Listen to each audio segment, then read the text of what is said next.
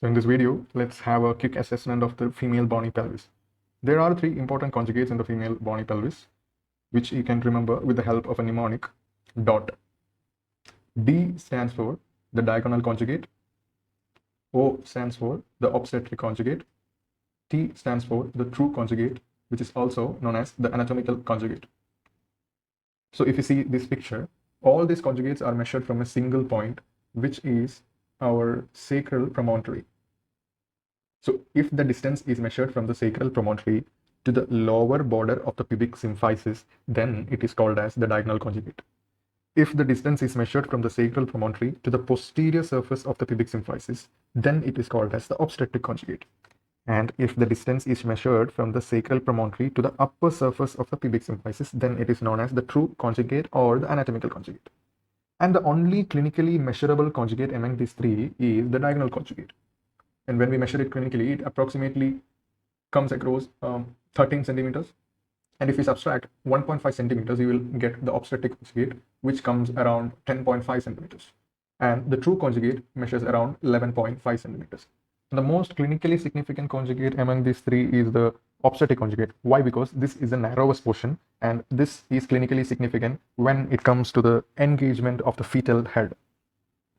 Now, I'll tell you a very simple method. With the help, you can memorize all the measurements of the pelvic inlet, outlet, and the cavity. So first you have to understand that the inlet is transversely oval. This is transversely oval, and the cavity is circular. And this is the outlet, and the outlet is antero-posteriorly oval. So I'll give you a very simple method to memorize all these measurements. So basically, you have to draw a cross of 12 centimeters because all the oblique diameters are 12 centimeters.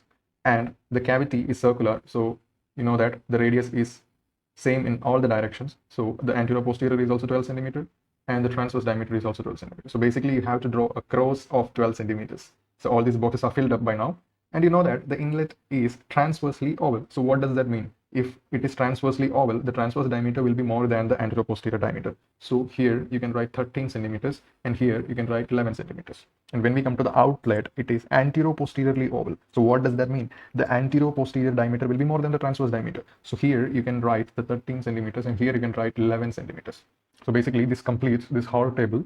And how did we reach here? Is you have to draw a cross of 12 centimeters. It just means that all the oblique diameters are 12 centimeters in length, and the cavity is circular, so that all the diameters are same, and antero-posterior diameter is 12, oblique diameter is same, and the transverse diameter is also same.